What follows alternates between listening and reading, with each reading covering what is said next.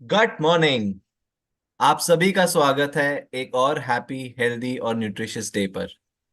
एक और कदम बढ़ाते हुए अपने बेहतर और सेहतमंद भविष्य की तरफ बढ़ते हुए जिस कमिटमेंट के साथ आप सभी इस जर्नी में आगे बढ़ रहे हैं वो रियली काबिले तारीफ है।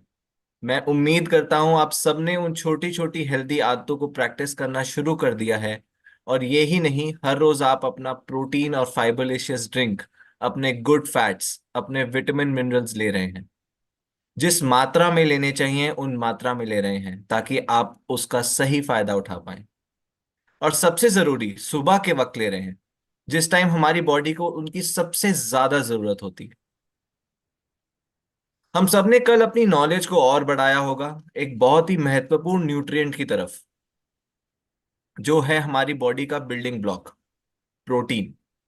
प्रोटीन के बेनिफिट्स क्या होते हैं, प्रोटीन किस क्वालिटी का लेना चाहिए, उसकी क्वालिटी को कैसे परखना, समझना और समझाना चाहिए, उसको किस क्वांटिटी में कंज्यूम करना चाहिए, पूरे दिन में कैसे उस क्वांटिटी को डिस्ट्रीब्यूट करना चाहिए, और सबसे इंपॉर्टेंट, उसको सुबह क्यों और कैसे लेना है। अगर ये सभी एरियाज को आपने दोबारा समझना चाहते हैं, वो सभी टेस्टी हेल्दी न्यूट्रिशियस रेसिपीज को अपनाना चाहते हैं, तो आपके ग्रुप्स में हर रोज उनकी संक्षिप्त में शेयर किया जा रहा है। प्लीज उनको देखिए, समझिए और अपने एक्सपीरियंसेस, कंजम्पशन एक्सपीरियंसेस, जब आप उनको यूज कर रहे हैं उनको शेयर कीजिए। हर न्यूट्रिएंट, हमें ये पता है कि एक प्रोटीन नहीं बट हर न्यूट्रिएंट हमारी बॉडी के लिए जरूरी होता है। तो आज हम अपने न्यूट्रिएंट्स के नॉलेज को आगे बढ़ाते हुए समझते हैं फैट्स के बारे में। कैसे फैट्स, गुड फैट्स हमारी बॉडी के लिए जरूरी होते हैं। और इसके बारे में आगे चर्चा करने के लिए मैं वर्चुअल स्टेज पर हमारे favourite and expert doctor Shyam को बुलाना चाहूंगा। Doctor Shyam, good morning. Good morning Yogiya. And good morning सबको मेरे तरफ से। आज एक बहुत शानदार प्रेजेंटेशन हमारे अपर्णा जी देंगे। और उनका प्रेजेंटेशन होगा fat, one of the macronutrients जो हमारे सेहत के लिए बहुत इम्पोर्टेंट है। और आपको पता है अपर्णा जी मास्टर्स किया हुआ है बायोकेमिस्ट्री से। उनको क्लिनिकल ट्रायल में एक्सपीरियंस है। उनको बहुत बहुत तरीके की बायोकेमिस्ट्री का जानकारी। और हमारे साथ में है 8 साल से। तो मैं बहुत खुश हूँ कि वो आज हमारे साथ हैं और आपको फैट के बारे में जो बताएगी। लेकिन अपर्णा जी आने से पहले आज आज मैंने सोचा कि आपको एक एक अमेजिंग स्टडी बता दूं। क्योंकि आप हम सबको पता है कि जब जब ये हमारा हम उठते हैं और वो सर्कैडियन रिदम हमारे साइकिल को जगाते हैं। जहाँ जब सन होते हैं, राइट, हम सुबह उठते हैं। और जो हमारे दिमाग के अंदर की एक एरिया होती है उनका नाम है सुपर कियास्मेटिक न्यूक्लियस, SCN। और SCN को जगाते हैं। और फिर हम वो है हमारे मास्टर क्लॉक, हमारे गुरुदेव, क्लॉक के गुरुदेव। वो मास्टर क्लॉक जहाँ जैसे हमने मेन स्विच, राइट, वो सबको जगाते हैं फिर। लेकिन आज तो मैंने सोचा कि उसका उसका और ब्रेन हेल्थ के कुछ संबंध होगा। तो मैंने जरा रिसर्च किया उनके ऊपर। और मैंने एक बहुत अच्छी तरह की एक स्टडी में देखा। तो मैं आपको एक दिस इंटरेस्टिंग स्टडी के फाइंडिंग्स के बारे में बताना चाहता हूँ, जो नेचर मेंटल हेल्थ, एक बहुत बढ़िया जर्नल है मेंटल हेल्थ के लिए, इसमें पब्लिश हुई थी, है। तो ये स्टडी बताती है कि कैसे लाइट हमारे मेंटल हेल्थ को अफेक्ट करती है। लाइट जो, तो दुनिया भर के, तो बहुत सारे 86,000 से ज्यादा लोगों के लाइट एक्सपोजर का डेटा उन्होंने एक्यूमुलेट किया और एनालाइज किया। ये सब समझने की कोशिश की कि लाइट एक्सपोजर हमारे मेंटल हेल्थ प्रॉब्लम के रिस्क को कैसे बढ़ाते या कम करते हैं। उन्होंने सिर्फ यही पूछा, ये light exposure mental health problems को बढ़ाते हैं या कम करते हैं। तो रिसर्चर्स ने इन लोगों की लाइट एक्सपोजर को 7 दिन के लिए ट्रैक ट्रैक किया। ओके, 7 दिन के लिए उनका गोल ये था कि ये पता लगाया जा जैसा कि दिन और रात के टाइम लाइट एक्सपोजर का हमारे मेंटल हेल्थ इश्यूज क्या है, जैसे कि एंग्जाइटी हो, जो डिप्रेशन हो, या बहुत सारे मेंटल हेल्थ इश्यूज पर क्या असर पड़ता है। तो रिसर्चर्स का एक सिंपल आइडिया था, दिन के टाइम ज्यादा लाइट मिलेगी तो हमारा मूड बेटर होगा और मेंटल हेल्थ प्रॉब्लम्स का रिस्क कम होगा। दूसरी तरफ रात को ज्यादा लाइट मिलेगी तो इसका उल्टा इफेक्ट होगा। उसका मतलब कि हमारे मूड खराब होगा और मेंटल हेल्थ इश्यूज का रिस्क बढ़ेगा। तो यही था इनका आइडिया। तो उनके फाइंडिंग उनके एक्सपेक्टेशंस के मुताबिक थी। उन्होंने पाया कि रात को ज्यादा लाइट एक्सपोजर काफी मेंटल हेल्थ प्रॉब्लम्स के रिस्क को बढ़ा देते हैं। इसमें generalize anxiety disorder, major depressive disorder, PTSD और बाइपोलर डिसऑर्डर, सेल्फ हार्म साइकोसिस, बहुत सारे कंडीशन शामिल है। तो वही दिन के टाइम ज्यादा लाइट एक्सपोजर से इन प्रॉब्लम्स का रिस्क कम होता है। तो सिंपल टर्म्स में ये स्टडी दिखाती है कि हम कितनी लाइट अलग अलग समय पर लेते हैं, ये हमारे मेंटल हेल्थ के लिए बहुत जरूरी है। रात को ज्यादा लाइट लेने से कई मेंटल हेल्थ डिसऑर्डर्स का रिस्क बढ़ जाता है, जबकि दिन के टाइम ज्यादा लाइट लेने से ये रिस्क कम होता है। इसके लिए हमें पता है कि जब हम उठते हैं, हम बाहर जाके सन को देखते हैं, सूर्य को देखते हैं, वो सब हमारे देह सेहत के लिए बहुत अच्छे हैं। राइट। सो रिसर्चर्स ने ये सजेस्ट किया करते हैं कि हम अपने लाइट एक्सपोजर पैटर्न्स को थोड़ा चेंज करके, जैसे दिन में ज्यादा डे लाइट लेना, ऑफिस का लाइट नहीं, डे लाइट के डे लाइट लेना, और रात को आर्टिफिशियल लाइट कम करना। हमें पता है कि हम रात को 7 बजे तक, 10 बजे, 11 बजे हमारे ट्यूब लाइट, बहुत सारे फ्लोरेसेंट लाइट सब चमकते रहते हैं। राइट। और बच्चों को पढ़ाई है, हमें ये करना है, वो करना है, तो हर वक्त हमारे लाइट एक्सपोजर कितने हैं, सुबह से रात तक। राइट। तो इनका इनका कहना है कि अगर जैसे हम जरा इसका आर्टिफिशियल लाइट कम करने से अपनी मेंटल हेल्थ इंप्रूव कर सकते हैं, तो ये एक सिंपल और बिना दवाई के तरीका है अपनी मेंटल हेल्थ को ठीक रखने का। इसका मतलब ये कि दवाई नहीं लेना है, लेकिन ये एक रिसर्चर्स का मानना है कि ये हमारे मेंटल हेल्थ को जरा ठीक से इम्प्रूव करेगा। तो यही था मेरा आज का सोच टीम। तो मेंटल हेल्थ और सरकार इंटरनल की। ठीक है। तो चलिए मिलेंगे अब अपर्णा जी से। Aparna, the stage is yours.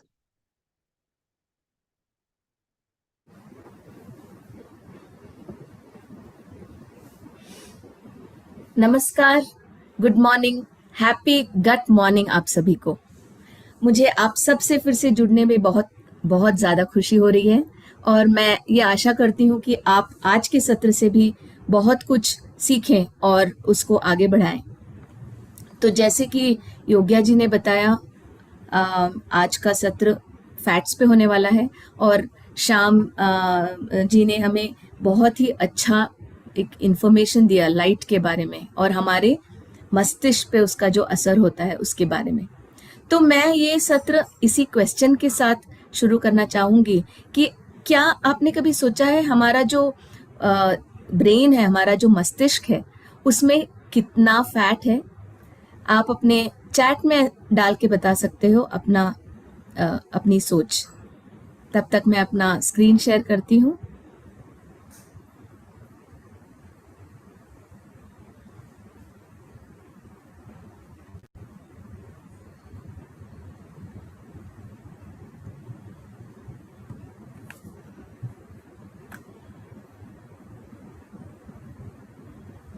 क्या लगता है आपको कितना प्रतिशत भाग हमारा जो मस्तिष्क है वो फैट से बना हुआ है?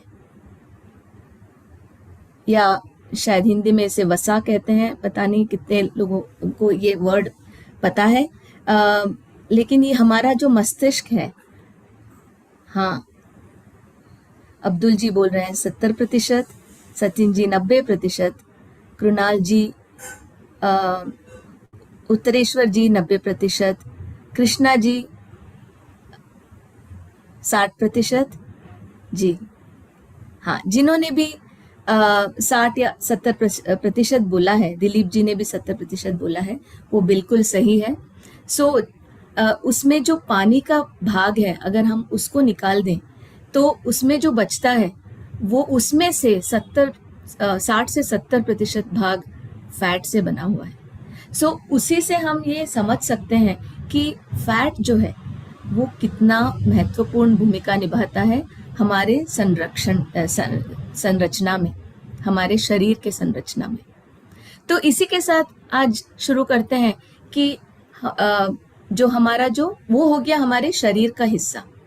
आज हम जानेंगे कि ये जो डाइट में हम फैट खाते हैं उसके बारे में ज़्यादा जानेंगे, क्या खाना चाहिए और कब खाना चाहिए।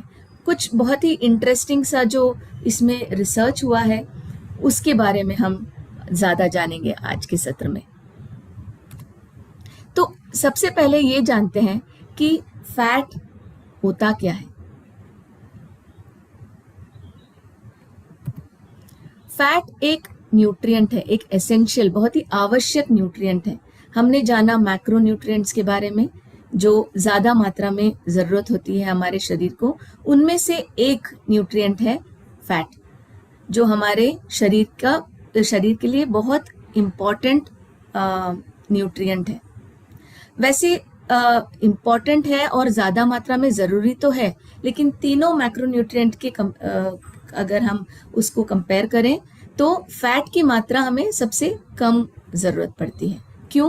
क्योंकि ये एक बहुत ही संकेंद्रित स्रोत है, मतलब बहुत ही कॉन्सेंट्रेटेड का सोर्स है एनर्जी का।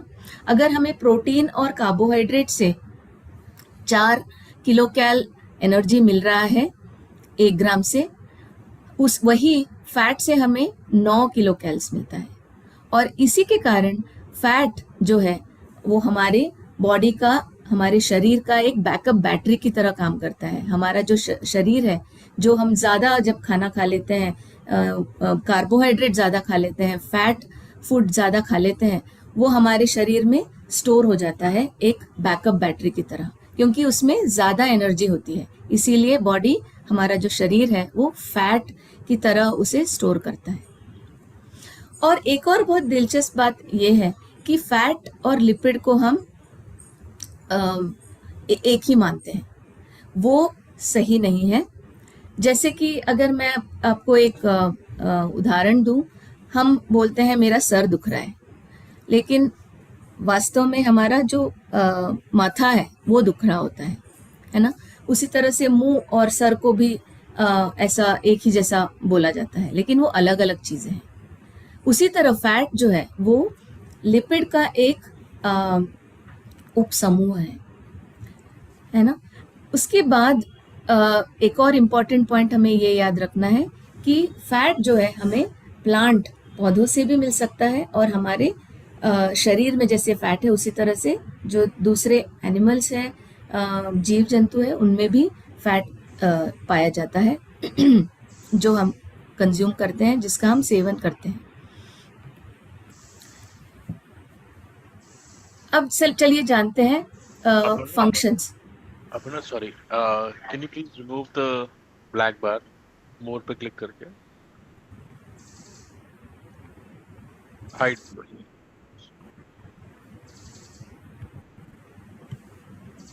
Thank you. सॉरी।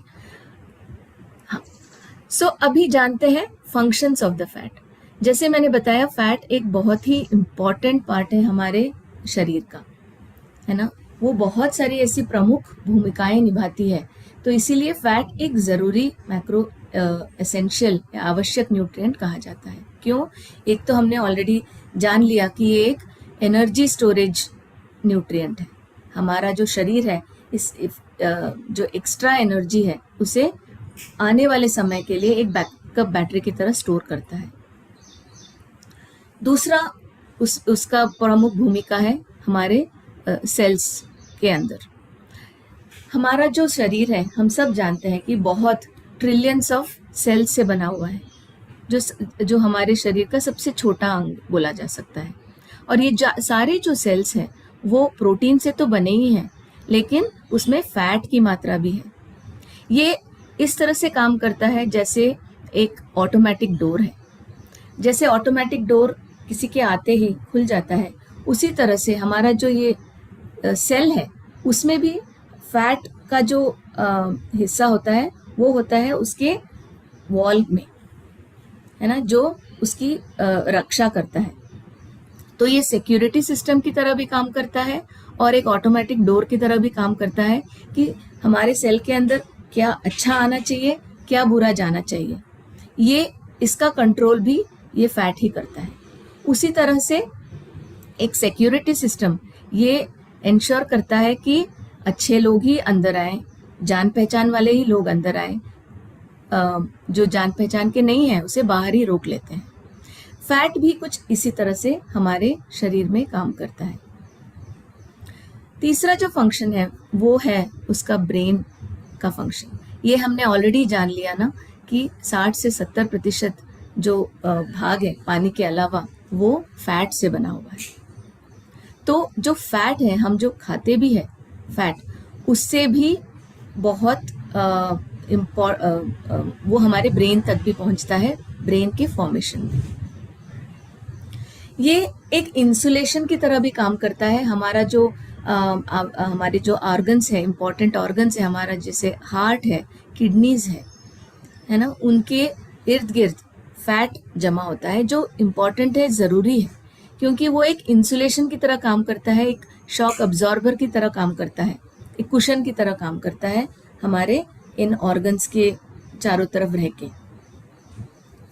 वो एक प्रोटेक्टिव भूमिका निभाता है। हमारे न्यूट्रिएंट अब्जॉर्प्शन में भी ये बहुत इम्पॉर्टेंट प्रमुख भूमिका निभाता है।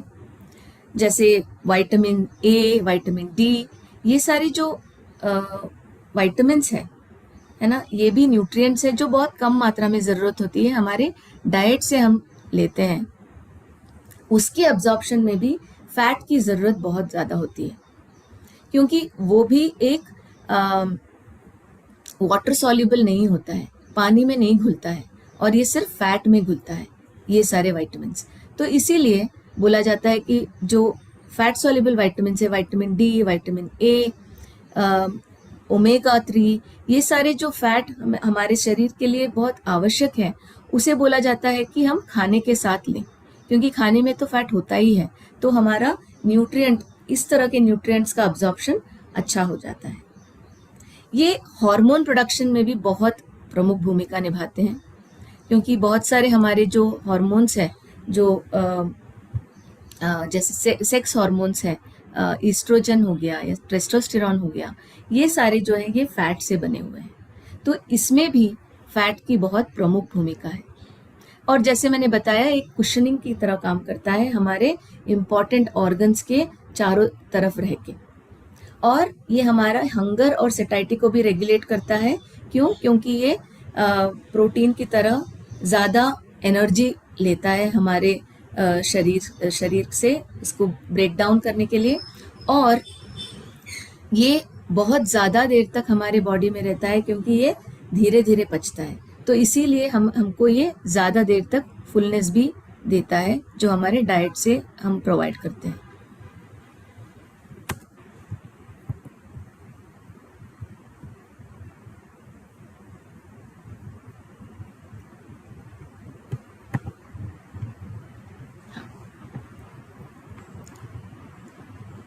तो आगे बढ़ने से पहले हम थोड़ा बहुत अलग अलग फैट के बारे में थोड़ा सा जान लेते हैं। ये आपको कंफ्यूज करने के लिए नहीं है, बट इतना ज़रूरी हमें जानना ज़रूरी है कि ये जो फैट है ये बहुत तरह के होते हैं। जो हमारे डाइट से हमें मिलता है वो ज़्यादातर जो एक सिंपल साधारण से फैट होते हैं उसके अंतर्गत आता है, जबकि जो कोलेस्ट्रॉल है वो एक डिराइव्ड फैट है जो हमारे शरीर में होता है, बहुत सारे जीव जंतु के शरीर में पाया जाता है।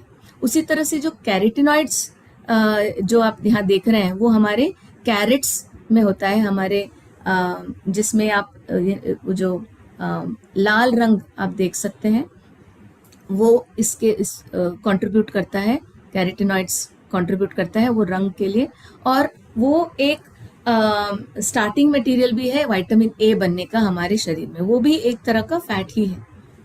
अगर आप यहाँ पे देखें डाइटरी फैट में ये बनता है, ये पार्ट होता है ट्राइग्लिसराइड्स का, है ना। जो ट्राइग्लिसराइड बनते हैं ग्लिसरॉल और फैटी एसिड के दो तरह का मॉलिक्यूल होता है, उनसे बनता है ट्राइग्लिसराइड। उसी के अंतर्गत आता है सैचुरेटेड फैट, अनसैचुरेटेड फैट और ट्रांस फैट।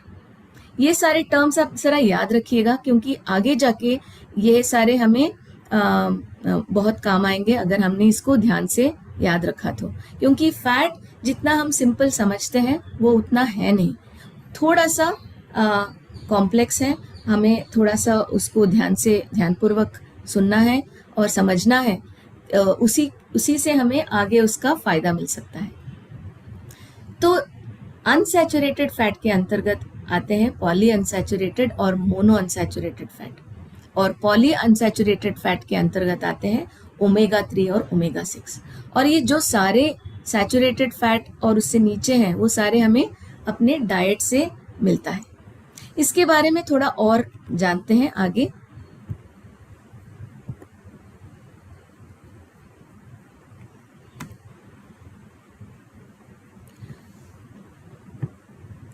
उससे पहले हम एक क्वेश्चन के साथ शुरू करते हैं, एक प्रश्न के साथ शुरू करते हैं कि अभी तक आपने जो भी फैट मैंने बताया, अलग अलग प्रकार के फैट के बारे में बताया, उनमें से आपको क्या लगता है उसमें से एसेंशियल फैट कौन सा है जो हमारे शरीर के लिए आवश्यक है? ऐसे फैट कौन से होते हैं, जरा सोच के बताइए।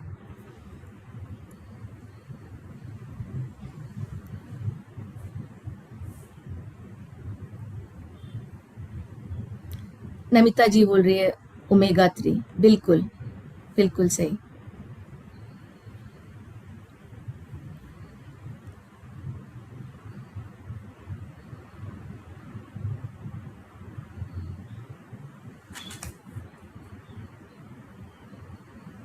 अनसैचुरेटेड फैट आशुतोष जी बोल रहे हैं ओमेगा 3 और ओमेगा 6, हरीश जी बोल रहे हैं, अब्दुल जी ओमेगा 3 बोल रहे हैं, कबीर जी ओमेगा 3 बोल रहे हैं, बिल्कुल। पूफा कृष्णा जी बोल रही हैं, मंजीत जी बोल रहे हैं ओमेगा 3, पॉली अनसैचुरेटेड पूनम जी, ऑल कोकिला जी बोल रही हैं। आप सभी सही है। तो इसके बारे में थोड़ा सा जानते हैं। अपर्णा जस्ट अ मोमेंट, आप ये जब आप हाइड करेंगे ना, you can go to the left bottom of the screen, वहां पे एक एरो आएगा आपका स्लाइड मूव करने के लिए। ओके ठीक, वहां से। ठीक है मोहन। तो सबसे पहले जानते हैं कि हमारे डाइट में से जो नॉन एसेंशियल फैट्स हैं वो कौन से हैं जो हमारे शरीर में बन जाते हैं, खुद से बन जाते हैं। जैसे हमने प्रोटीन में जाना कि कुछ एसेंशियल अमीनो एसिड है, आवश्यक है, और जो कुछ अनावश्यक है, मतलब हमारा शरीर उसको ऑलरेडी बना लेता है, तो इसीलिए वो अनावश्यक है के नाम से जाना जाता है। लेकिन ऐसा नहीं है कि हमारे शरीर को उसकी ज़रूरत नहीं है। बिल्कुल उसी तरह फैट में भी जो सैचुरेटेड फैट बोलते हैं, मोनो अनसैचुरेटेड फैट बोलते हैं, ये जो फैट है, प्रकार के फैट है, ये दोनों हमारे शरीर खुद से बना लेते हैं। तो इसीलिए बोला जाता है कि आप इसका सेवन कम करें। सैचुरेटेड फैट का स्पेशली ऐसा बोला जाता है कि आप इसका सेवन कम करें। क्यों? क्योंकि ये एक ऐसा फैट है जो हमारे शरीर में जाके ट्राइग्लिसराइड में बदल के उसको हमारा जो शरीर है उसे स्टोर करता है। लेकिन ऐसा नहीं है कि ये हमारे शरीर को इसकी ज़रूरत नहीं है, बिल्कुल ज़रूरत है। तो बट वो एक मॉडरेशन में, एक संयमित मात्रा में हमें लेने की ज़रूरत है। ये जो फैट है ये हमारे रूम टेम्परेचर में एक साधारण से अवस्था में, मतलब हम एसी में ना बैठे हों, रेगुलर रूम टेम्परेचर में ये ठोस होता है। जैसे कि घी या मक्खन, बहुत सारा मीट से जो हमें मिलता है, बहुत सारा फैट, है ना। डेयरी प्रोडक्ट्स जो मैंने बताया कि घी और बटर है, प्लांट सोर्सेज जो कोकोनट ऑयल है वो भी सॉलिड होता है। तो इसीलिए इसका जो सेवन है हमें थोड़ा कम करना चाहिए, और हमारे रेगुलेशंस में भी इसकी मात्रा 10% से कम रखने की ज़रूरत बोला जाता है, या 20 ग्राम पूरे दिन के डाइट में। दूसरा जो है मोनो अनसैचुरेटेड फैट है, ये रूम टेम्परेचर में ठोस नहीं रहता है, ये लिक्विड रहता है, पानी की तरह रहता है, ठोस नहीं बनता है। और इसके बहुत सारे जो सोर्सेस हैं, इंडियन सोर्सेस अगर मैं बताऊं, हमारे भारतीय सोर्सेस जो मैं बताऊं हम उपयोग करते हैं, वो है ग्राउंडनट ऑयल, मूंगफली का तेल या सरसों का तेल, या जो हमारे चावल के बाहरी हिस्से से बनता है, उसका जो कवच होता है उससे जो तेल निकलता है, या तिल का तेल होता है। ये इन सारे सोर्सेस में मोनो अनसैचुरेटेड फैट काफ़ी अधिक मात्रा में पाया जाता है। और ये जो है ये भी हमारे शरीर में बन जाता है खुद से, तो इसीलिए इसकी भी मात्रा हमें उतनी ज़रूरत नहीं पड़ती है। तीसरा जो अनावश्यक फैट है हमारे शरीर के लिए, वो है ट्रांस फैट।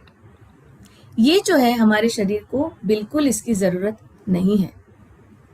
ये एक अनसैचुरेटेड फैट ही है जो ठोस ही रहता है, ठोस नहीं रहता है रूम टेम्परेचर में।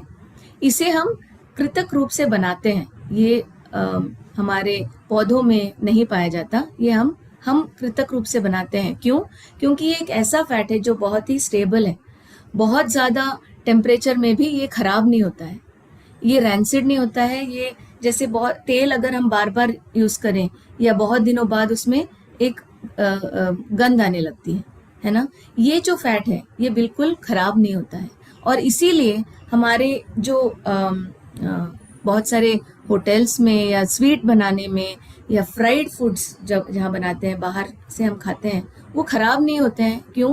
क्योंकि ये ट्रांस फैट उसमें भरा हुआ होता है, वो उसी में बनाया जाता है अधिकतर। बेकरी फूड भी में भी ट्रांस फैट का मात्रा बहुत ज़्यादा होता है। इसीलिए हमें इसका सेवन बिल्कुल अवॉइड कर सकते हैं, बिल्कुल हम इसे हमें अपने डाइट में बिल्कुल शामिल नहीं करना है। हमारे जो रिकमेंडेशंस भी है, जो हमारे इंडियन रेगुलेशंस का रिकमेंडेशन भी है कि इसको हम हमारे फूड में 1% से कम मात्रा होना चाहिए, या न के बराबर भी हो तो भी चलेगा। अब आते हैं एसेंशियल फैट की ओर। पॉली अनसैचुरेटेड फैट जो है वो है जो हमारे शरीर में नहीं बनता है, इसीलिए हमें इसे बाहर से देना पड़ता है, हमारे डाइट के थ्रू हमें इसे देना पड़ता है। ये भी रूम टेम्परेचर में लिक्विड रहता है, ठोस नहीं रहता है, पानी की तरह रहता है। और इसके भी जो सोर्सेस है, अगर मैं हमारे भारतीय खान पान के उपयोग में बताऊं तो ये मिलते हैं तिल ऑयल से, या सनफ्लावर ऑयल से, या कॉर्न के ऑयल से, सोयाबीन के ऑयल से, या नट्स और सीड्स जो है उनमें भी ये काफ़ी मात्रा में पाया जाता है। उसके 2 प्रकार हैं, ओमेगा 3 और ओमेगा 6, जो बहुत आप में से बहुत लोगों ने इसके बारे में ऑलरेडी जाना है और बताया है। ये आते हैं पूफा जो हम बोलते हैं उसके अंतर्गत। इसको अगर हम थोड़ा और जानें तो ओमेगा 3 और ओमेगा 6 फैटी एसिड्स जो है, जो पॉली अनसैचुरेटेड फैट है, ये एसेंशियल फैटी एसिड के अंतर्गत आता है, जैसे मैंने बताया। ओमेगा 3 फैटी एसिड जो है वो ज़्यादातर समंदर में पाए जाने वाले मछलियों में सबसे ज़्यादा मात्रा में होता है। जो सैल्मन हो गया, या मैकरल हो गया, सार्डाइन हो गया, या एंकोवीज बोलते हैं, वो उन सारे मछलियों में ये सबसे ज़्यादा होता है। ओमेगा 3 फैटी एसिड जो है वो प्लांट सोर्सेस में, पौधों में भी होता है, एक अलग तरह का होता है जो मैं आगे बताऊंगी, जो फ्लैक्स सीड्स या अलसी शायद बोला जाता है हिंदी में, चिया या वॉलनट, है ना, अखरोट बोलते हैं, उन सब में ये ओमेगा 3 पाया जाता है अगर हम प्लांट सोर्स की बात करें तो। लेकिन इसमें काफ़ी डिफरेंसेस हैं, हम आगे जाके उसको जानेंगे।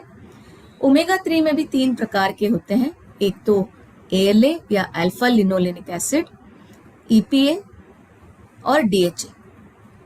EPA और DHA जो है वो हमें मेराइन सोर्सेस या समंदर में पाए जाने वाले मछलियों से मिलता है, उससे ही मिलता है।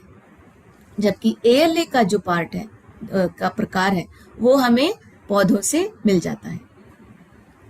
इसके बहुत सारे हेल्थ बेनिफिट्स हैं हमारे शरीर के स्वास्थ्य को बनाए रखने में।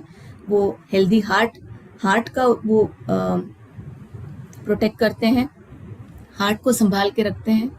इन्फ्लेमेशन, एंटी इन्फ्लेमेटरी है, इन्फ्लेमेशन को कम करता है हमारे शरीर में। इसके बारे में भी आप सुनते आ रहे हैं कि कैसे हमारे शरीर में बहुत अलग अलग तरीकों से इन्फ्लेमेशन बढ़ता है। ये एक, जैसे आप बाहर देखते हैं कि सूजन हो गया है, कुछ उसी प्रकार से हमारे पूरे शरीर के अंदर ये एक रिएक्शन हो जाता है जब हम सही मात्रा में सही खाना नहीं खाते हैं, या हम, जैसे डॉक्टर शाम ने बताया कि हम रात को जगते हैं, जो सर्कैडियन रिदम के विपरीत काम करते हैं, है ना, जो हमारा जो बॉडी में जो क्लॉक है, घड़ी के विपरीत हम जब काम करते हैं, या बहुत ज़्यादा कैफीन का सेवन करते हैं, इन वजहों से इन्फ्लेमेशन हमारे शरीर में बहुत बढ़ जाता है और वो कारण बन जाता है बहुत सारे बीमारियों का। ये उस चीज़ को कम करता है। हमारे ब्रेन फंक्शन में ये बहुत प्रमुख भूमिका निभाता है। DHA जो है वो हमारे ब्रेन सेल्स के स्ट्रक्चर और फंक्शन में, उसके संरचना और उसके फंक्शन करने में बहुत प्रमुख भूमिका निभाता है। दूसरा जो उपसमूह है वो है ओमेगा 6 फैटी एसिड, जो हमें मिलता है एग्स, अंडों से, या हम जो कुकिंग ऑयल यूज़ करते हैं, जो हम तेल उपयोग करते हैं अपने खाने में, सनफ्लावर ऑयल या कॉर्न ऑयल, उसमें ओमेगा 6 की मात्रा काफ़ी होती है। फ्लैक्सीड में भी ओमेगा 6 फैटी एसिड्स काफ़ी होता है। ये जो है, हम, जैसे मैंने पहले बताया था, हमारे सेल का जो सबसे छोटा अणु होता है हमारे शरीर का सेल, उसके संरचना में ये बहुत प्रमुख भूमिका निभाता है। हमारे इम्यून सेल्स, हमारी इम्यूनिटी को बनाए रखने में बहुत प्रमुख भूमिका निभाता है। हार्मोन सिंथेसिस या उसके बनने की प्रक्रिया में भी ओमेगा 6 फैटी एसिड की बहुत ज़्यादा ज़रूरत होती है। लेकिन अभी हमने काफ़ी सारी इंफॉर्मेशन जान लिया फैट के बारे में, लेकिन क्या इसका जो मात्रा है वही है जो निश्चय करता है कि कौन सा फैट बुरा है और कौन सा अच्छा है? ये हम आगे जाके और थोड़ा उसके बारे में जानेंगे। उससे पहले थोड़ा और जान लेते हैं ओमेगा 3 के बारे में। ये एक एसेंशियल, बहुत ही ज़्यादा आवश्यक फैट है हमारे शरीर के लिए। जैसे मैंने बताया कि उसमें 3 प्रकार के होते हैं, ALA, EPA और DHA। EPA और DHA जो है वो हमें अधिकतर मात्रा में फिश या जो समंदर में पाए जाने वाले मछलियां हैं उन्हीं में पाया जाता है। एक ही सोर्स है जो काफ़ी हाल ही में वो काफ़ी फेमस हुआ है, वो है DHA ऑयल, जो मिलता है सीवीड से। जो पौधे समंदर के अंदर उगते हैं, जिसको खा के ये सारी मछलियाँ पनपती है, उसमें भी ये DHA काफ़ी ज़्यादा मात्रा में पाया जाता है। ये काफ़ी अभी पॉपुलर हो रहा है, स्पेशली वेजिटेरियंस और वेगन्स में। ALA जो है उसका जो सोर्स है वो अधिकतर प्लांट्स में ही पाया जाता है, जैसे वॉलनट हो गया या चिया सीड्स या फ्लैक्स सीड्स, इन सब में, अलसी जो बोलते हैं, उनमें ही ALA की मात्रा सबसे ज़्यादा होती है। जबकि ओमेगा 6 फैटी एसिड जो है वो सोयाबीन, कॉर्न ऑयल या वॉलनट, सनफ्लावर सीड्स, जो काफ़ी सारे नट्स और सीड्स की हम बात करते हैं, उनमें ये फैटी एसिड अधिकतर मात्रा में पाया जाता है। और इसमें थोड़े डिफरेंसेस है। मैंने जैसे बताया ओमेगा 3 3 प्रकार के होते हैं, एक ALA और बाकी 2 EPA एंड DHA। ALA हमें अधिकतर मात्रा में प्लांट्स में ही पाया जाता है, जबकि EPA और DHA है वो हमें समंदर में रह रही मछलियों से प्राप्त होती है, जैसे सैल्मन, सार्डाइंस जो फिश होती है उनमें पाया जाता है। प्लांट बेस्ड सोर्स जो है ALA है वो हमारे शरीर के लिए ज़रूरी तो है, लेकिन उसी से EPA DHA भी बनता है हमारे शरीर में, वही आगे जाके परिवर्तित होता है EPA और DHA में भी। लेकिन ये जो परिवर्तन होता है उसकी मात्रा बहुत कम होती है। अगर मान लो आप 100% ALA ले रहे हो, उसमें से सिर्फ 8 से 10% मात्रा ही EPA और DHA में बदलता है। तीसरा जो इम्पॉर्टेंट डिफरेंस है, इसकी जो बायो अवेलेबिलिटी है, हमारा शरीर जो इसको उपयोग में ला सकता है वो थोड़ा सा कम है EPA और DHA के कंपैरिजन में। EPA और DHA जो है हमारा जो शरीर है उसे डायरेक्टली यूज कर लेता है, उसको आगे परिवर्तित नहीं करता है, उसे ऐसे ही उपयोग कर लेता है, क्योंकि मैंने जैसे बताया हमारे मस्तिष्क के लिए DHA बहुत ज़रूरी है। उसके अलावा जो प्लांट बेस्ड सोर्स है उसमें हमें वैसे भी बाकी चीज़ें भी हमें मिल जाती है, जैसे प्रोटीन, फाइबर, विटामिन्स, मिनरल्स, जबकि जो मेराइन सोर्सेज से जो मिलने वाली मछलियां हैं जो EPA और DHA में ज़्यादा है, उससे हमें हाई क्वालिटी प्रोटीन भी मिल जाता है। ये एक एडेड बोनस है उन सोर्सेज का। प्लांट बेस्ड सोर्सेज जो है वो सस्टेनेबल है और हमारे एनवायरनमेंट के लिए हानिकारक नहीं है, जबकि अगर सही तरीके से इन मछलियों को पकड़ा ना गया, सस्टेनेबल सोर्स से नहीं पकड़ा गया, तो ये ओवरफिशिंग के कारण हमारा जो समंदर का एक बहुत ही नाजुक सा बैलेंस है वो बिगड़ सकता है अगर ठीक से नहीं किया गया तो। ये मैंने दिखाया है ये जानने के लिए कि अब तक आपने काफ़ी सारा इन्फॉर्मेशन जान लिया अलग अलग फैट के बारे में, है ना, हमारे अलग अलग तेलों के बारे में हमने बहुत कुछ जान लिया। अब ये जानते हैं इन तेलों में क्या एक ही तरह का फैट होता है या अलग अलग तरह के फैट होते हैं। यही दिखाने के लिए मैंने आपको ये ग्राफ दिखाया है, जहाँ पे आप देख सकते हैं कि घी और कोकोनट ऑयल में सैचुरेटेड फैट की मात्रा सबसे अधिक होती है, लेकिन उसमें मोनो अनसैचुरेटेड फैट भी मिलता है और थोड़ा बहुत पूफा भी मिलता है जो पॉली अनसैचुरेटेड है।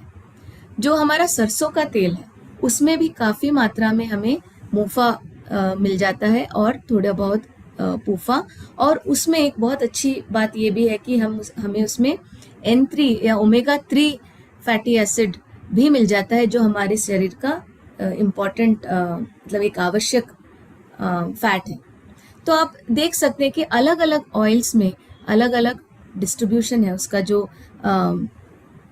कॉम्पोजिशन है वो बहुत ही अलग अलग है। ये भी याद रखिए क्योंकि आगे ये हमें बहुत बेनिफिट देगा। तो अभी आपने बहुत सारे फैट के बारे में जान लिया, अलग अलग तरीके के फैट के बारे में जान लिया, और उसमें कौन सा आवश्यक है कौन सा अनावश्यक है ये भी आपने जान लिया। तो अब आते हैं कि क्या हम फैट काफ़ी खाते हैं या ज़्यादा खाते हैं, हमारे शरीर को जितनी ज़रूरत है उतना ही खाते हैं या ज़्यादा खाते हैं। आपको क्या लगता है हम भारतीयों में इसका सेवन कितना प्रतिशत है?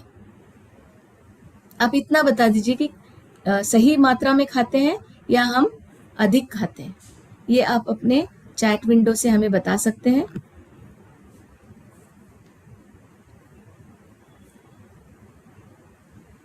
मोर, उत्तरेश्वर जी बोल रहे हैं मोर। अभिजीत जी ठीक, मतलब उतना जितना हमें हमारे शरीर के लिए उसकी ज़रूरत है, उससे ज़्यादा नहीं या कम नहीं, ज़्यादा ऐसा बोल रहे हैं बरी जी। मोर रिवोल्यूशन वेलनेस जी, संजय ज़्यादा, संजय जी ज़्यादा बोल रहे हैं। बलजीत जी मोर बोल रहे हैं। बीबू सुंदर जी मॉडरेट बोल रहे हैं। हाँ, चलिए जानते हैं कुछ आंकड़े जो थोड़े पुराने हैं लेकिन बहुत ही दिलचस्प आंकड़े हैं। जैसे आप देख सकते हैं 1993-94 के कंपैरिजन में 2012 तक जो ऑयल और फैट का जो का सेवन का जो प्रतिशत था हमारे विलेजेस में, रूरल एरियाज में 31 से बढ़ के 42 हो गया। जबकि जो हमारे जो शहरों में रहने वाले हैं उनका जो कंजम्पशन है वो 42 से बढ़ के 52 हो गया। और अब तो ये डेटा तो 10-12 साल पुराना है, अब तो ज़्यादा हो गया होगा, इससे भी ज़्यादा। जबकि रिकमेंडेड लेवल क्या है? 20 से 50 ग्राम जो हमें दिखता है, जो फैट हमें दिखता है। जैसे मैंने बताया बहुत सारे हम तेल का इस्तेमाल करते हैं, बहुत अलग अलग तरह के का तेल इस्तेमाल करते हैं, वो है विजिबल फैट जो हमें दिखते हैं। लेकिन हम जो खाना खाते हैं उन सारे खानों में भी फैट होता है ना। जैसे आपने देखा तिल में, अगर पूरा तिल देख लो तो हमें लगता है कि हमें दिखता नहीं है वो फैट, लेकिन उससे फैट निकाला जा सकता है ना। उसी तरह से हमारे राइस में भी फैट होता है, हमारे अलग अलग खानों में भी फैट होता है। उसमें से जो दिखने वाला फैट है जो हम ऊपर से डालते हैं उसका जो लेवल है वो 20 से 50 ग्राम के बीच में होना चाहिए।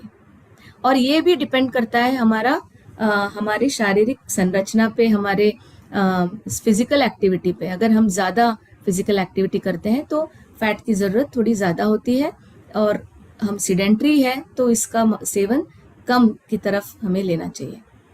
जैसे एक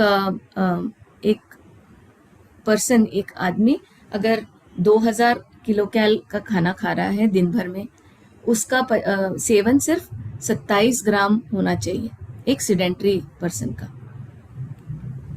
और ये सोर्स आ कहाँ रहा है?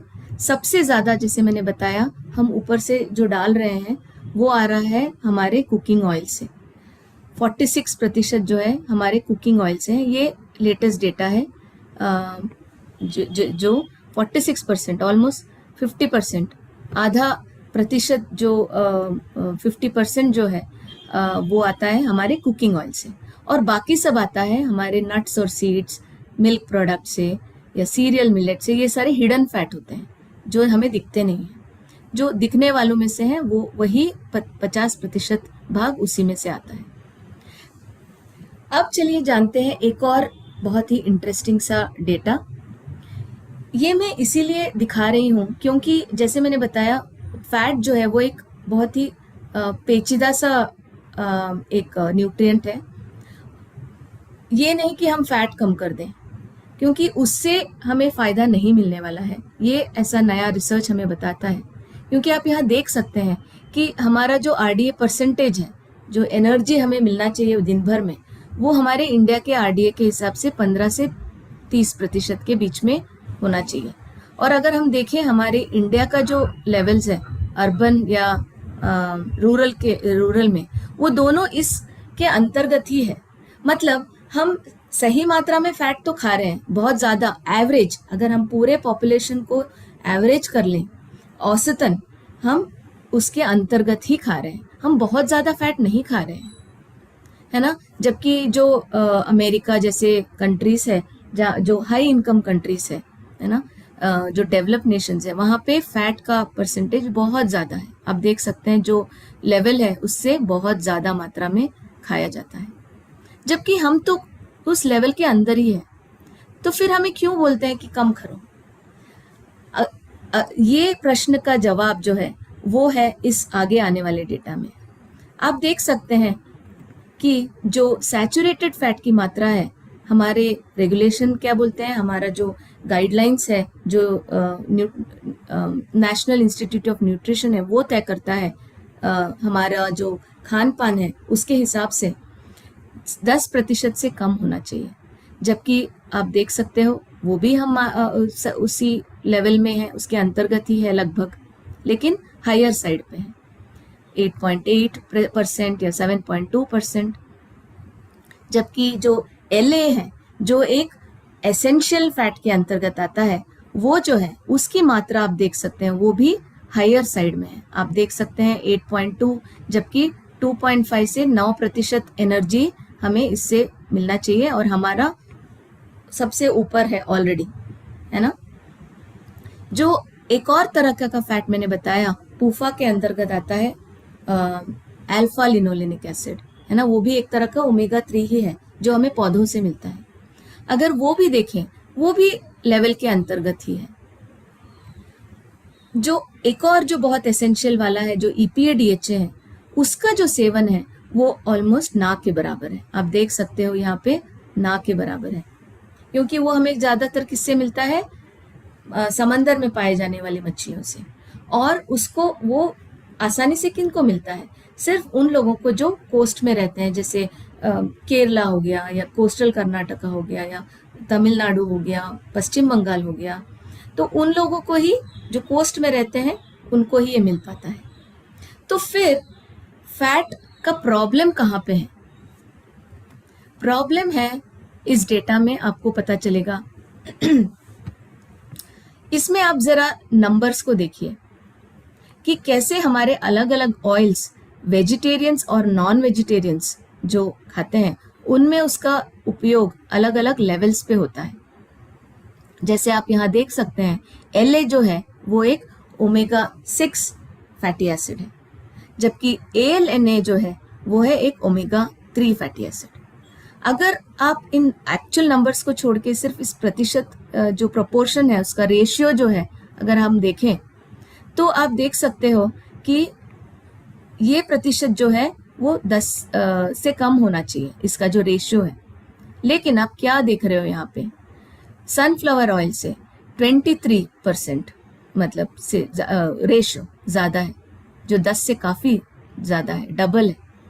राइस ब्रान ऑयल लगभग ठीक ठाक है, पाम ऑयल ठीक ठाक है, मस्टर्ड ऑयल जो सरसों का तेल है वो काफ़ी अच्छा है इस रेशियो को बनाए रखने में।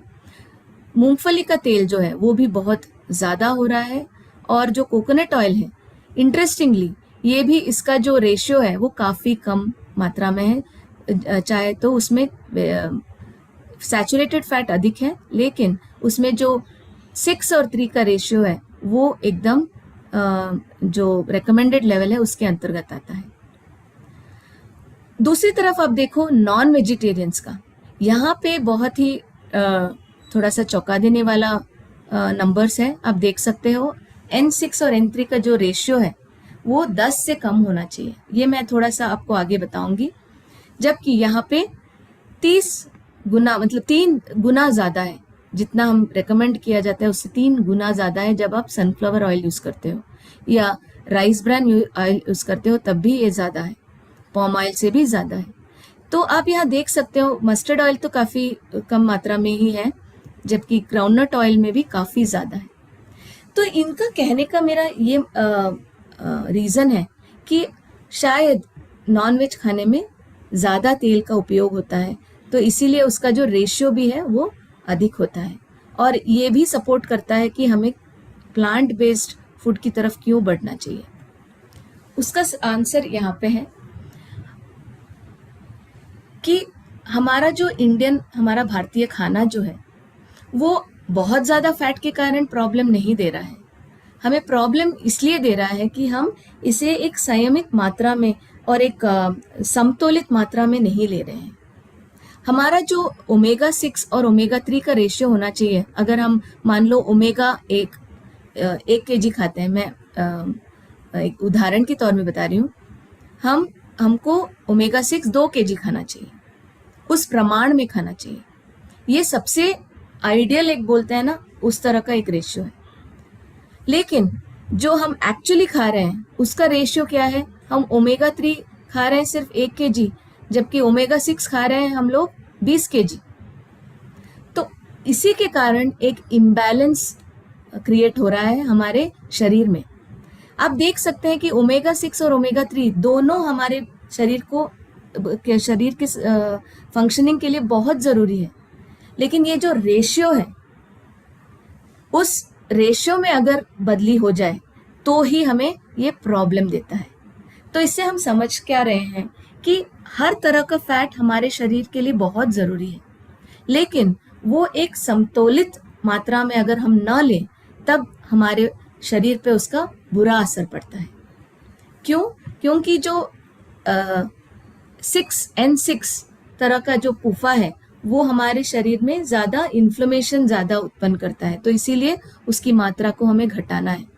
जबकि जो ओमेगा 3 फैटी एसिड्स है, जो ALA हो गया, EPA DHA हो गया, वो एक एंटी इन्फ्लेमेटरी की तरह काम करता है, तो इसीलिए इसकी मात्रा हमें बढ़ानी है।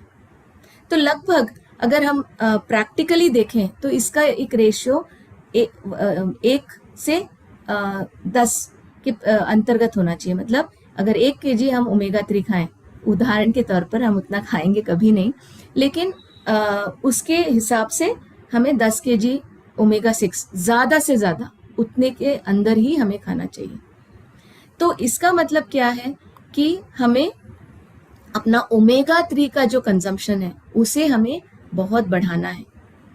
ओमेगा 6 का जो कंजम्पशन है, हम अभी काफ़ी खा रहे हैं, हमारे हर तरह के तेल में आप देख रहे हो कि तूफा मिलता है।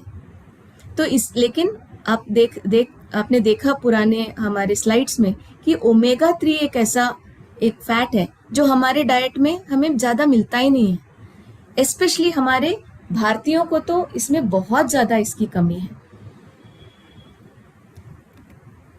और इसका बहुत बड़ा इम्पैक्ट भी है हमारे शरीर पे। जो हम देख सकते हैं आंकड़ों में कि जो 53% जो हमारे डेथ होता है, मृत्यु होती है भारत में, वो होता है नॉन कम्युनिकेबल डिजीज, जो कि जैसे सारे लाइफस्टाइल इश्यूज हो गए, डायबिटीज या हार्ट इश्यूज के कारण जो होते हैं, वो 53% है। आप यहाँ देख सकते हैं कि कैसे ओबेसिटी, जो मोटापा है, वो कितना बढ़ गया है 1975 के कंपैरिजन में 2014 तक। यहाँ आप देख सकते हैं आदमियों में ये 4 लाख से बढ़ के 1 करोड़ तक हो गया है, और औरतों में ये 8 लाख से बढ़ के 2 करोड़ तक हो गया है। अभी तो इसके आंकड़े और भी ज़्यादा हो गए होंगे। लेकिन उसके विपरीत ओमेगा 3 फैटी एसिड्स के काफ़ी सारे बेनिफिट्स हैं। हमारे हार्ट को, जैसे मैंने पहले बताया था, उसको हेल्दी रखने में हेल्प करता है। हमारे मस्तिष्क को हेल्दी में रखने में मदद करता है, स्वस्थ रखने में मदद करता है। हमारे लिपिड लेवल मेंटेन करते हैं। LDL और VLDL जो बैड कोलेस्ट्रॉल है, जो बैड फैट्स हैं, लिपिड्स हैं, उसको वो कम रखते हैं। जबकि जो अच्छे वाले हैं, जो HDL है, उसे हायर अमाउंट में बनाए रखने में मदद करता है। हमारे स्ट्रेस और एंजाइटी को कम करता है। हमारे बोन हेल्थ में मदद करता है, जॉइंट हेल्थ में मदद करता है, हमारे आई हेल्थ में मदद करता है, स्किन में भी मदद करता है। और इन सब का एक बहुत ही इम्पॉर्टेंट रीज़न है उसका एंटी इन्फ्लेमेटरी बेनिफिट। वो इन्फ्लेमेशन को हमारे शरीर में कम कर देता है, और उसके कारण हमारे जो अलग अलग अंग हैं वो स्वस्थ रहते हैं।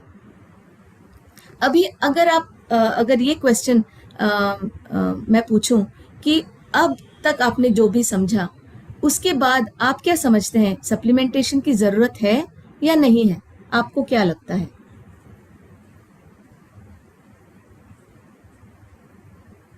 आप अपने चैट में बता सकते हैं। ये सब जानकारी मिलने के बाद आपको क्या लगता है, हमें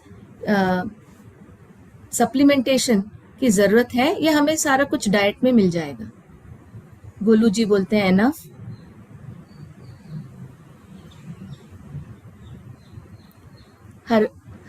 हरिंदर जी बोलते हैं यस। दीपक जी बोल रहे हैं यस। पूजा जी यस। अनीता जी यस।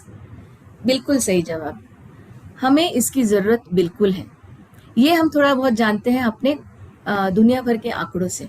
आप यहाँ देख सकते हो कि जो भारत है लाल जोन में आ रहा है, और इंटरेस्टिंगली यूएस भी और काफ़ी सारी अदर कंट्रीज भी जो अलग अलग देश है, वो भी लो ओमेगा 3 कंजम्पशन के अंतर्गत आ रहे हैं। तो आप देख सकते हैं कि हमारे भारत में ओमेगा 3 का कंजम्पशन कितना कम है, वेरी लो। इसीलिए वो एक इम्पॉर्टेंट रीज़न है कि सप्लीमेंटेशन की बहुत ज़रूरत है, क्योंकि हमारे डाइट में ओमेगा 3 की बहुत ज़्यादा कमी है, क्योंकि शायद उसके सोर्सेज भी कम हैं। N3 का जो सोर्स है वो जनरली मेराइन सोर्सेस या समंदर के में पाए जाने वाले जीव जंतुओं में होता है ना। जबकि हमारे पौधों में जो पाया जाता है ALA वो बायो अवेलेबल नहीं होता है, जितना कि हमारे शरीर को उसकी ज़रूरत है उतना वो बायो अवेलेबल नहीं होता है, वो उसका यूज़ नहीं कर पाता है हमारा शरीर। जबकि जो रेडीली अवेलेबल सोर्स है EPA और DHA, जो हमारा शरीर ऐसे ही उसका इस्तेमाल कर लेता है, उसको और परिवर्तन नहीं करता है, वो EPA DHA हमें सिर्फ मिलता है इन मराइन जीव जंतुओं से जो समंदर में रहते हैं। और इसीलिए और भारतीयों में बहुत सारे लोगों को वेजिटेरियंस होने के कारण और मांस मछली न खाने के कारण और समंदर से दूर रहने के कारण भी इसका बेनिफिट नहीं मिल पाता है। तीसरा रीज़न ये है कि ये एक कॉन्सेंट्रेटेड सोर्स है। अब जब हम सप्लीमेंट लेते हैं ये हमें प्योर फॉर्म में मिलता है। कभी कभी जो मेराइन के मछलियाँ भी है उसमें मर्क्यूरी की मात्रा काफ़ी हाई अमाउंट में मिलता है, अगर वो सही से उसको रेयर नहीं किया गया हो, उसका उसे ग्रो नहीं किया गया हो तो इसीलिए ये जो सोर्सेस है ये उन सब से फ्री होता है, वो हेवी मेटल से फ्री होता है। ये कॉन्सेंट्रेटेड सोर्स होता है जो हमें जो रोज़ का जो रिक्वायरमेंट है 250 से 500 mg तक जो जिसकी ज़रूरत होती है वो हमें इस सप्लीमेंट से मिल जाता है। अब मैं अगर ये सवाल पूछूं कि कब लेना चाहिए फैट, दिन में हमें कब लेना चाहिए और इसकी क्या बेनिफिट है, समय के अभाव में मैं आगे बढ़ जाती हूँ। ये हमें ज़रूर याद रखना है कि जैसे अदर न्यूट्रिएंट्स है उसी प्रकार जो फैट भी है हेल्दी फैट्स है ना। जैसे हमारे जिस फैट की हमारे शरीर को ज़रूरत है उसे हमें अपने मॉर्निंग न्यूट्रिशन में उसका सेवन करना चाहिए। और ये रीजंस भी मैंने बताया था पहले भी कि क्यों होता है, क्योंकि हमारा जो शरीर है सुबह सबसे ज़्यादा अलर्ट होता है, हमारे सारे अंग जो है वो एकदम दुरुस्त होते हैं, सुबह सुबह सबसे अच्छा काम करते हैं। इसीलिए उसका जो अब्जॉर्प्शन है, जब हम अच्छे फैट लेते हैं जो हमारे शरीर के लिए ज़रूरी है, वो अगर हम सुबह लेते हैं उसका अच्छे से अब्जॉर्प्शन होता है, हमारा शरीर उसको ग्रहण करता है।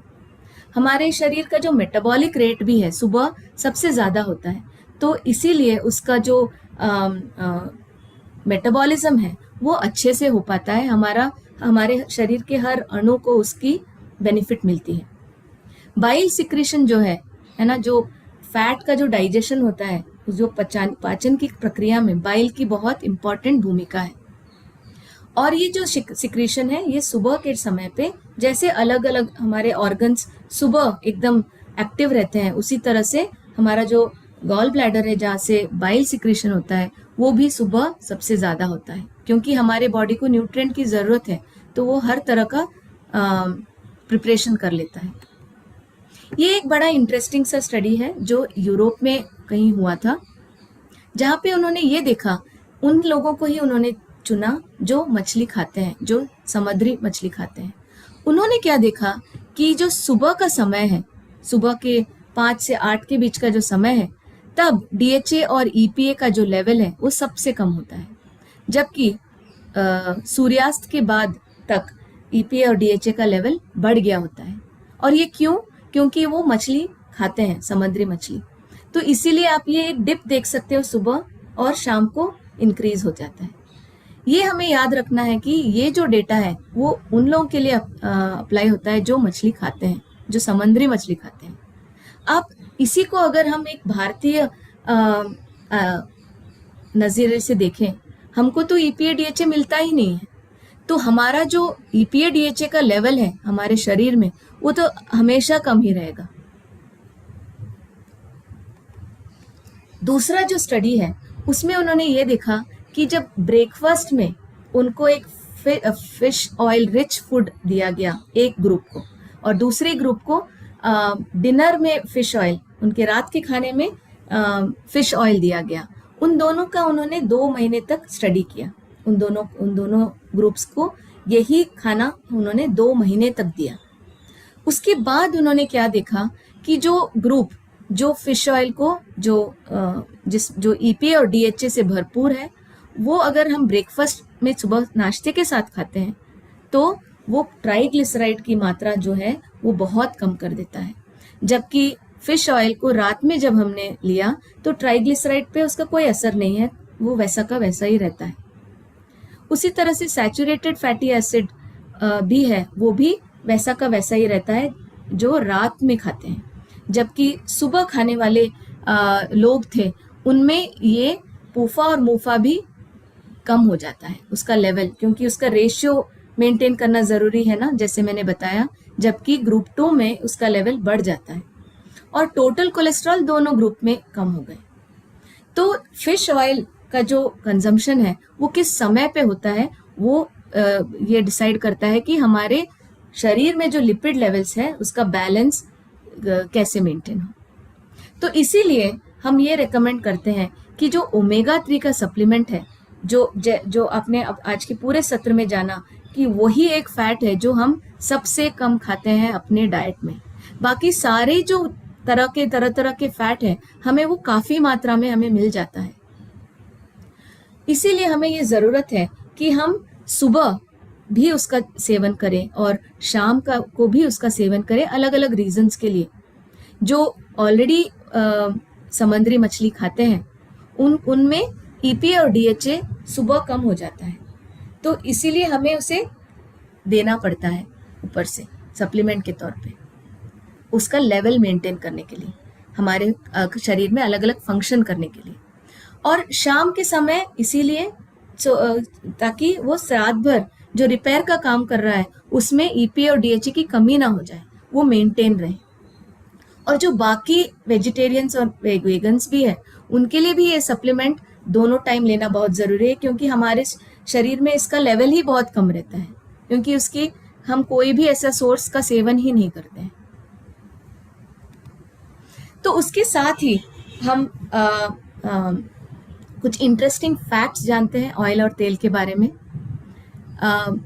हम जो खाना खाते हैं, ऑयल का सेवन करते हैं, उसको भी हम एक बेटर तरीके से कर सकते हैं ताकि उसका हमें गलत प्रभाव ना पड़े अपने शरीर पे।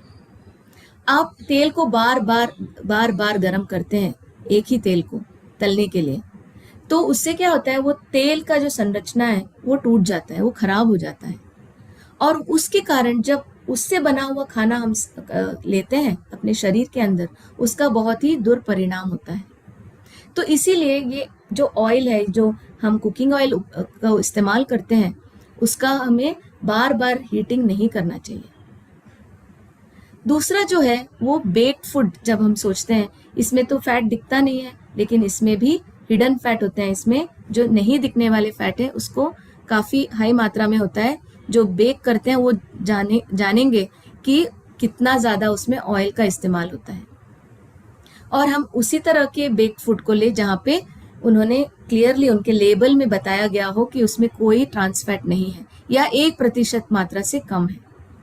तीसरा जो एक बहुत इंटरेस्टिंग सा फैक्ट है और हमें याद रखना है कि हमें कोल्ड प्रेस्ड ऑयल की तरफ बढ़ना चाहिए। ये एक बहुत ही ट्रेडिशनल सिस्टम था। पहले जब हमें तेल मिलता था, बहुत पहले रिफाइंड ऑयल मिलने से पहले, जो हम ऑक्स के को जोत के तेल निकाला जाता था, कोल्ड प्रेस्ड ऑयल, हीटिंग के बगैर, वो सबसे बढ़िया ऑयल होता है, क्योंकि उसमें जो नेचुरल एंटीऑक्सीडेंट्स हैं वो प्रिजर्व रहते हैं, जो प्लांट से मिलते हैं। और वो जो है वो इन ऑयल से होने वाले दुष्परिणामों को नेगेट करते हैं, कम कर देते हैं। चौथा जो है रिफाइनमेंट, हमें कम से कम रिफाइंड ऑयल का इस्तेमाल करना चाहिए। ये रिफाइंड ऑयल जो है ये बहुत ही, हमें लगता है कि इसमें कोई दुर्गंध नहीं है, ये तो इतना क्लीन दिखता है कोल्ड प्रेस्ड ऑयल के कंपैरिजन में अगर आप देखो तो। लेकिन ये इसका कारण क्या है, इसके सारे जो अच्छे न्यूट्रिएंट्स हैं उसको निकाल लिया जाता है और उसमें सिर्फ बचता है फैट, जिससे हमारे शरीर को काफ़ी नुकसान पहुंचाता है। इसी के साथ कुछ टिप्स और ट्रिक्स भी कुछ मैं आपको एक टिप, काफ़ी सारे टिप मैंने यहाँ पे इंक्लूड किया है आपके इसके लिए, सेहत के लिए, अच्छी सेहत के लिए। एक तो हमें फैट, हमारे इंडियन रेगुलेशन के हिसाब से हमें अपना फैट जो है, विजिबल फैट जो है, जो दिखता है ऊपर से डालते हैं, उसका सेवन 25 ग्राम से कम रखना चाहिए आदमियों में, और औरतों में 20 ग्राम से कम। अनसैचुरेटेड फैट का इस्तेमाल ज़्यादा करें, उसमें भी ओमेगा 3 फैट का ज़्यादा इस्तेमाल करें, क्योंकि हमने ऑलरेडी जान लिया कि कैसे हमें बाकी अनसैचुरेटेड फैट मिल जाते हैं अपने रेगुलर डाइट से। हम इंडिया के कॉन्टेक्स्ट में बात करें तो हमें ज़्यादा से ज़्यादा ग्रिल किया हुआ या रोस्ट किया हुआ या स्टीम किया हुआ या एयर फ्राई किया हुआ, जहाँ पे इन सारी चीज़ों में तेल का उपयोग सबसे कम होता है, वो हमें ज़्यादा से ज़्यादा करना चाहिए डीप फ्राई के कंपैरिजन में। हमें सैलेड में भी लेमन जूस या विनेगर का, अलग अलग तरह के जो स्पाइस है, हर्ब्स है, उसका हमें ज़्यादा इस्तेमाल करना चाहिए। मायोनीज उस एक उदाहरण के तौर पे अगर मैं बोलूँ, उसके कंपैरिजन में हमें ये ज़्यादा इस्तेमाल करना चाहिए। पांचवा जो टिप है, ये एक बहुत इंटरेस्टिंग टिप है, क्योंकि ये जो हम रोज़मर्रा ऑयल यूज़ करते हैं, हमें ये ध्यान रखना है कि हमें इसे चेंज करते रहना है। अगर मान लीजिए 15 दिन आपने सनफ्लावर ऑयल यूज़ किया, 15 दिन आप राइस ब्रान ऑयल यूज़ कर लो, उसके नेक्स्ट आप कोकोनट ऑयल यूज़ कर लो या मूंगफली का तेल यूज़ कर लो। उससे क्या होता है, उनमें हर तेल में जो अच्छे गुण हैं वो हमारे शरीर को मिलता है। उससे भी अच्छा ये है अगर आप इन सारे ऑयल्स का ब्लेंड बना लें, उसको मिक्स किया जाए, तब भी हमें उसका अच्छे फायदे होते हैं। और जो भी नॉनवेज खाते हैं उनके लिए ये टिप है कि चिकन का जो बाहर का जो उसका स्किन है, उसको निकाल लें बनाने से पहले। उससे क्या होता है, उसका जो चर्बी है उसकी स्किन में, वो हम उसको अवॉइड कर सकते हैं। तो उसी के साथ हम आते हैं आज के हेल्दी हैबिट पे।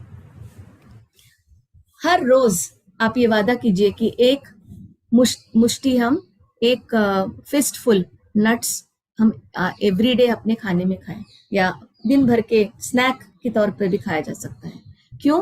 क्योंकि ये प्रोटीन, फैट, अच्छे फैट का एक बहुत ही अच्छा सोर्स है। फाइबर, एंटीऑक्सीडेंट और विटामिन एंड मिनरल का भी अच्छा सोर्स है।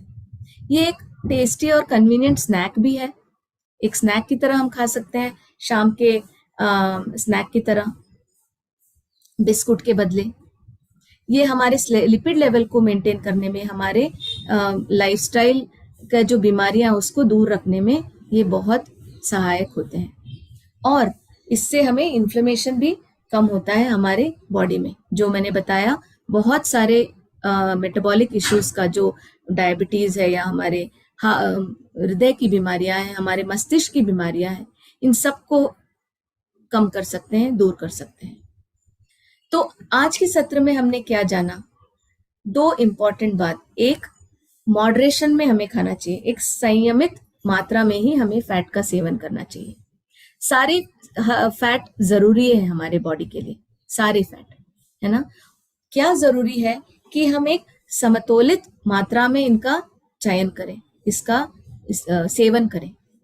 ओमेगा 3 ज्यादा से ज्यादा खाएं, क्योंकि आपने देखा जो रेशियो है उसी को हमें मेंटेन करना है। आपने ये भी जान लिया किन किन ऑयल से हमें ओमेगा 6 मिलता है, किन किन ऑयल किस से हमें ओमेगा 3 मिलता है।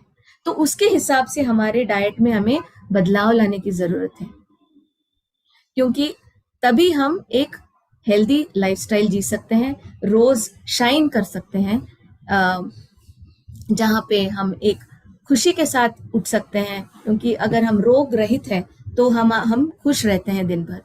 एक खुशी के साथ उठें, एक ऑप्टिमिस्टिक व्यू पॉइंट के साथ उठें और अच्छी न्यूट्रिशन का सेवन करें, अच्छे इंटेंशंस रखें, हमारे सही गोल्स होने चाहिए। दिन भर में मैं क्या खाना चाहता हूँ या चाहती हूँ, ये हम पहले से निर्धारित करके रखें। तो उससे क्या होता है, हम जो चीज़ें हमारे शरीर के लिए अच्छी नहीं है उसका सेवन फिर हम कम कर सकते हैं।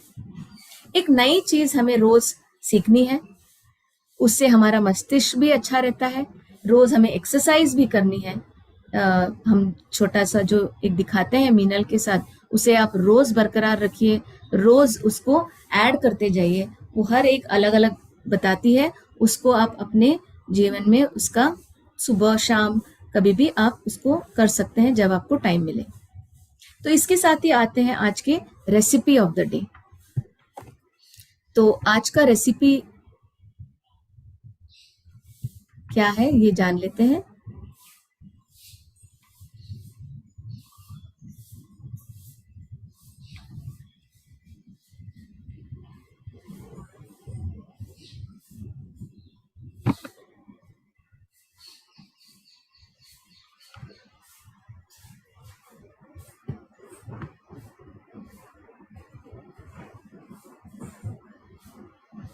सबसे पहले जानते हैं एक बेवरेज की, शुरू करते हैं।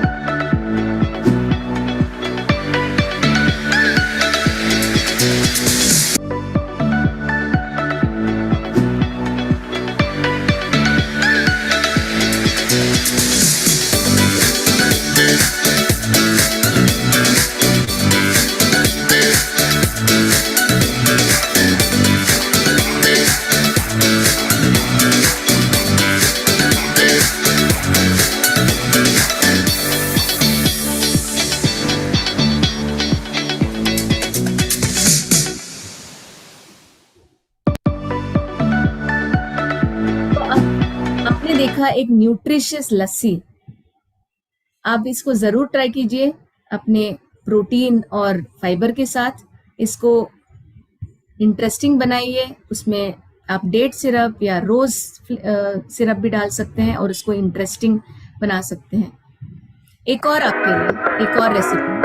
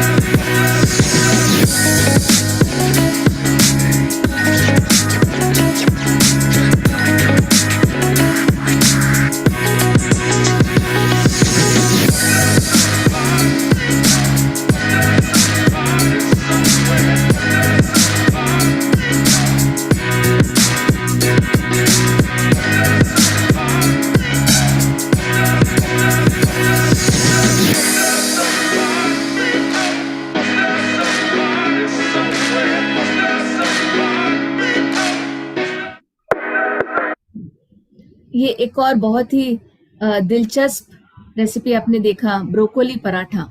इसे पे आप जरूर ट्राई कीजिए। अभी बढ़ते हैं आगे एक्सरसाइज की ओर।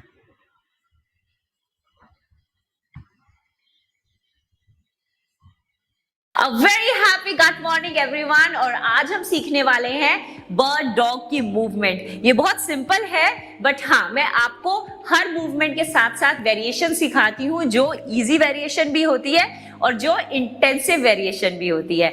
तो कोशिश करके सबसे पहले राइट मूवमेंट सीखिए, और उसके बाद अगर आप उस मूवमेंट को नहीं कर पा रहे हैं तो इजी मूवमेंट भी कीजिए और इंटेंसिव मूवमेंट को भी डेफिनेटली ट्राई कीजिए। इनफैक्ट अगर आप इन सभी मूवमेंट्स को अपने रूटीन में ऐड करेंगे, आप रियलाइज करेंगे with in a matter of few weeks आपकी एंड्योरेंस बढ़ जाती है, आपकी स्ट्रेंथ बढ़ जाती है, और आप धीरे धीरे इंटेंसिव मूवमेंट्स को भी ऐड कर सकते हैं अपने रूटीन में। So let's get started. तो आइए स्टार्ट करते हैं हम अपना बर्ड एंड डॉग मूवमेंट। मैं बस एक बात बताना चाहूंगी इसको करने से पहले कि अगर किसी के घुटनों में दर्द रहता है, और क्योंकि ये एक नीलिंग पोजीशन है, तो इसके लिए आप एक कुशन का यूज कीजिए और अपने घुटने के नीचे उस कुशन को एज अ सॉफ्ट सपोर्ट लगा लीजिए before you get started with this. तो इसके लिए हम ऑन द फोर्स आ जाएंगे, मतलब आपके हाथ आपके शोल्डर्स के नीचे और आपके घुटने आपके हिप्स के नीचे।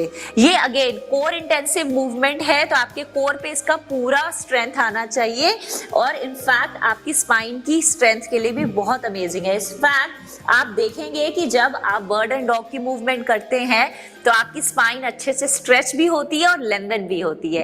तो लंबी गहरी सांस भरते हुए आप अपनी लेग को और आप अपने हैंड को स्ट्रेच आउट करेंगे, और फिर सांस को छोड़ते हुए अपने घुटने को अपनी एल्बो के साथ लेकर पास में आएंगे। फिर सांस भरते हुए बाहर, सांस छोड़ते हुए अंदर, सांस भरते हुए बाहर और सांस छोड़ते हुए अंदर, सांस भरते हुए बाहर और सांस छोड़ते हुए अंदर। इस मूवमेंट में आपके जितने भी जॉइंट्स हैं, चाहे वो आपके एल्बोज हैं, चाहे आपकी रिस्ट है, उस पे प्रेशर नहीं आना चाहिए।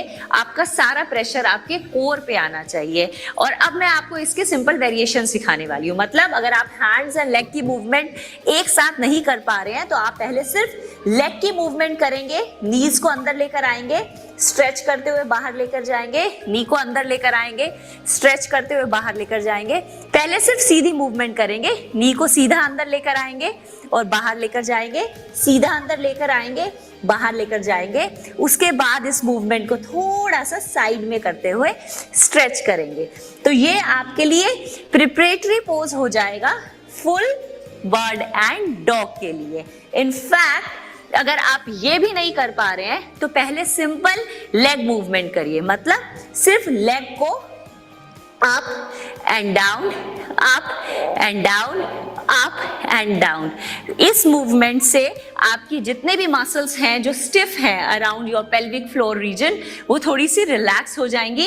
आप जब वो फ्लेक्सिबिलिटी गेन करेंगे तब आपके लिए अंदर और बाहर की मूवमेंट और भी सिंपल हो जाएगी। और अगर आप इस मूवमेंट को थोड़ा इंटेंसिफाई करना चाह रहे हैं तो आप अपनी रिस्ट से एल्बोस पे आ जाएंगे, अपने नी को पूरा अंदर एल्बो तक लेकर आएंगे और स्ट्रेच करते हुए पूरा ऊपर, in and out, in and out, in and out.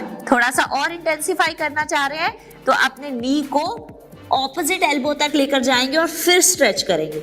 Opposite elbow and stretch, opposite elbow and stretch, opposite elbow and stretch.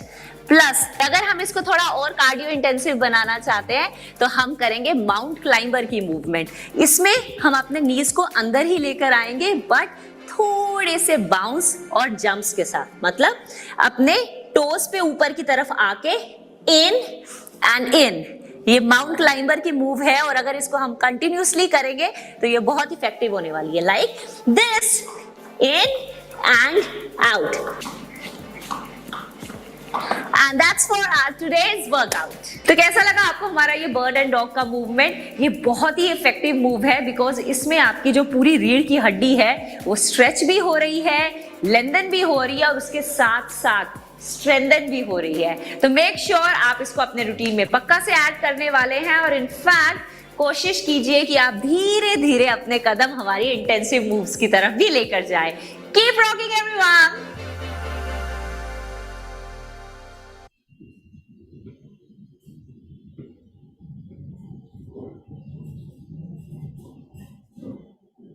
तो इसी के साथ हम आज का ये सत्र यही समाप्त करते हैं और आप सबसे हम फिर से मिलेंगे कल एक नए सत्र के साथ जो होगा कार्बोहाइड्रेट्स पे। धन्यवाद। आप सबका दिन मंगलमय हो।